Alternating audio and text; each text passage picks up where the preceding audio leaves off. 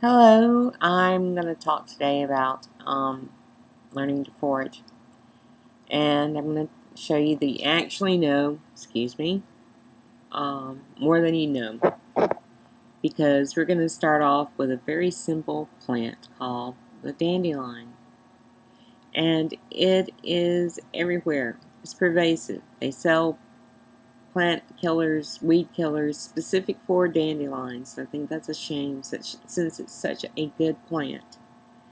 Now this video is dedicated to Tennessee Dragonfly, and that's because she replied to one of Mel's basket cases that she didn't know what she was going to do about planting a victory garden, that she had a brown thumb, and I replied that she should learn to forage.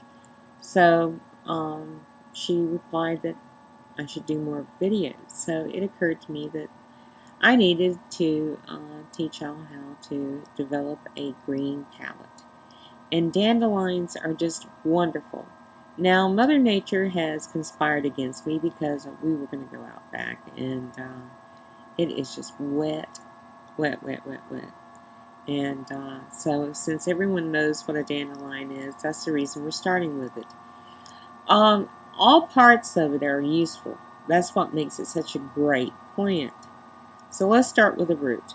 In the spring, you notice the plant is there by the leaf formation is in the shape of a rosette. It grows in a spiral out in a rosette, and those leaves are yummy. They're great in salads. But the root is crunchy and a bit like a wild parsnip or a bit like a wild carrot. When it gets a little bit later in the spring and the leaves are bigger, the root can be used either in a tea for a liver cleanse. It doesn't taste great, guys, okay? But, or it can be roasted and used as a coffee substitute. And that's not really that bad. I mean, there's better coffee substitutes like chicory root, but in a pinch, if all you've got is dandelion root and you want to try, simulate coffee, you've got that, and it's not bad. I've had it. Now let's get to the leaves. The leaves, as I said, are recognized because in the early spring, or at any stage of growth, because as you know, you always see dandelions. They grow in a rosette. The younger the leaf, the more tender they are, and the less bitter the taste. But in the spring, even the larger leaves are going to have, in spring and winter, the larger leaves are not going to be bitter. It's something about, their exposure to the sun and all the stuff that's being brought up from the roots as the roots begin to process in the spring and the summer, when the roots are actually better for you because they're more tonic, and the leaves are better for you because they're more tonic.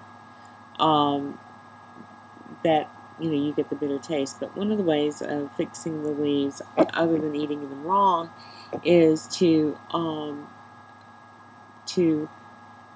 lightly saute them with a little bit of oil. Peanut oil is my preference nowadays. I used to use bacon fat and bacon, and it's very good. And if you can still eat bacon and bacon fat, then I highly suggest you do this with a tablespoon of sugar or honey, and your preference.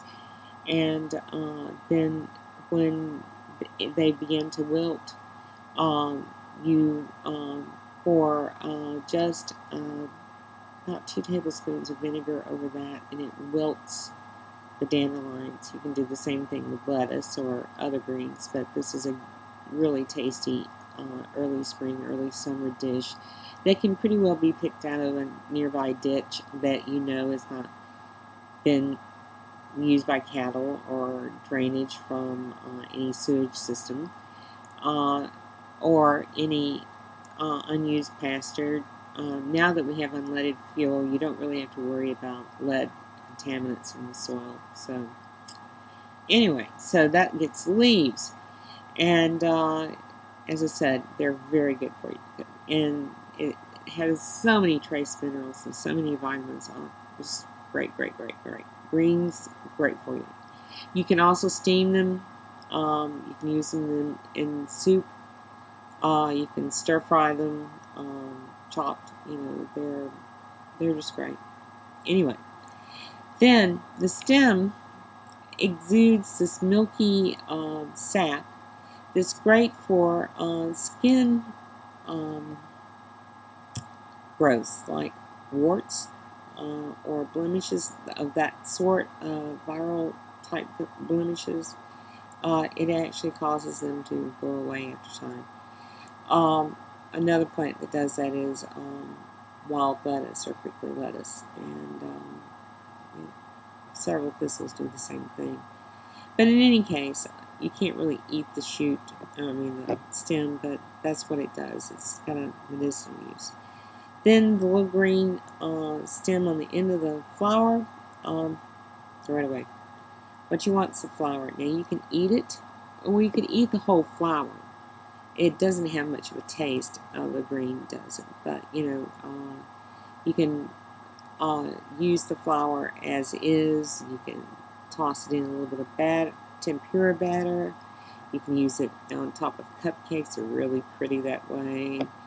Very fancy. And you've just gone out to the yard. As I said, this is not just apocalyptic. This is now. These are really good for you.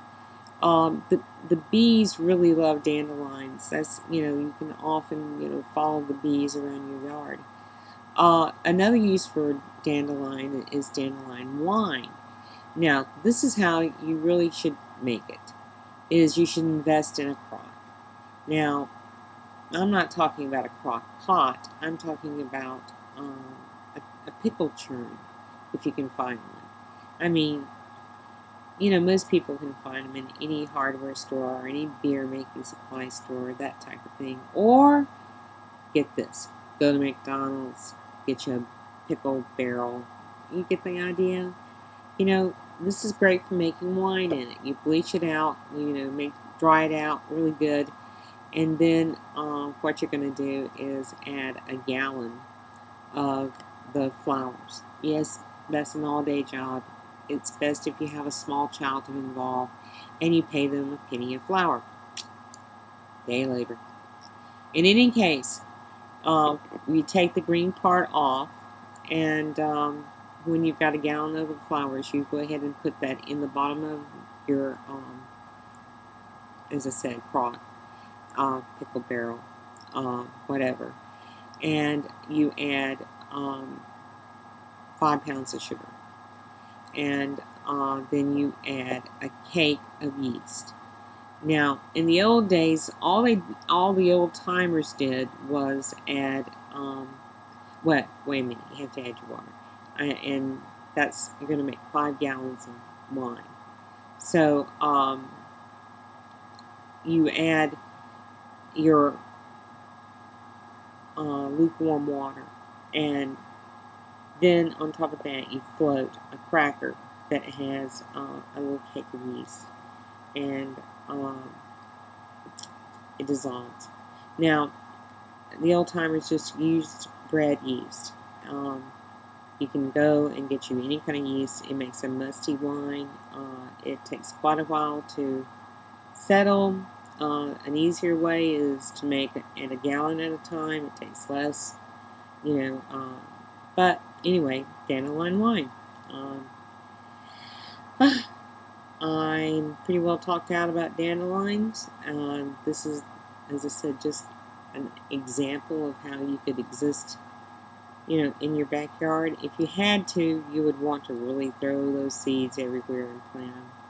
But anyway, a special shout out, as I said, to Tennessee Dragonfly, and I will be doing a backyard walk and identify like a salad that you could find just about anywhere in your backyard.